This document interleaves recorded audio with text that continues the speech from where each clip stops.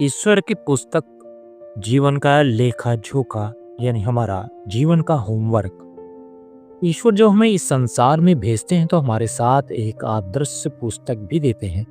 यह कोई साधारण पुस्तक नहीं बल्कि हमारे जीवन का पूरा लेखा जोखा इसमें पहले से ही दर्ज होता है। इस पुस्तक में हमारे कर्मों के आधार पर सुख और दुख लिखे जाते हैं। यह पुस्तक हमें जन्म से लेकर मृत्यु तक मार्गदर्शन देती है, लेकिन इसके पन्ने हम अपने कर्मों की कलम से खुद ही भरते हैं। हमारे द्वारा किए गए हर अच्छे और बुरे कर्म इस पुस्तक में दर्ज होते जाते हैं और इसी के आधार पर हमें जीवन में सफलता या असफलता, सुख या दुख प्राप्त होते हैं। जीवन की पाठशाला और गृह कार्य। हमारा जीवन एक स्कूल की तरह है जहाँ ईश्वर हमारा प्रधान गुरु है और ईश्वर की दी हुई इस पुस्तक में हमें अपने कर्मों की परीक्षा देनी होती है। जिस प्रकार स्कूल में एक मुख्य पुस्तक होती है जिसमें पूरे अध्याय होते हैं और शिक्षक उनमें से कुछ आवश्यक विषयों को पढ़ाकर उनका सार बताते हैं, उसी प्रकार गुरुजन, संत और महात्मा में ईश्वर द्वारा दी गई पुस्तक के महत्वपूर्ण अध्याय समझाते हैं और सही मार्ग पर चलने की सलाह देते हैं। शिक्षक जिस प्रकार कक्षा में क्लास वर्क और होमवर्क करवाते हैं, ठीक वैसे ही ईश्वर ने हमें दो प्रकार के कार्य दिए हैं।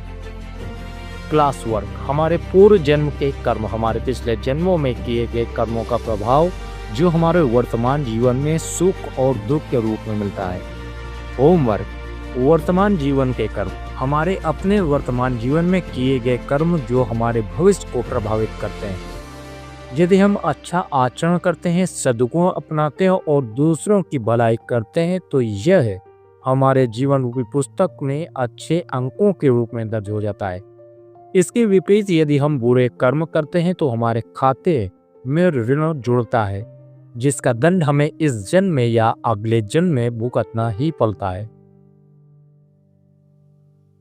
ईश्वर की पुस्तक को समझने का प्रयास। कई बार हम ये जानने की कोशिश करते हैं कि ईश्वर की इस पुस्तक में हमारे भविष्य के बारे में क्या लिखा गया है। इसके लिए हम ज्योतिषियों, पंडितों और बाबाओं की शरण में जाते हैं ताकि ये हमें बता सके कि आगे क्या होगा। हम अपनी किस्मत को जानने और उसे सुधारने के लिए उपाय पूछते हैं। ठीक वैसे जैसे स्कूल में हम परीक्षा से पहले गाइड या गेस्ट पेपर खरीदते हैं ताकि परीक्षा में अच्छे अंक ला सकें, लेकिन यह एक बड़ी भूल होती है। पढ़ाई में मेहनत किए बिना सिर्फ गाइड से पढ़कर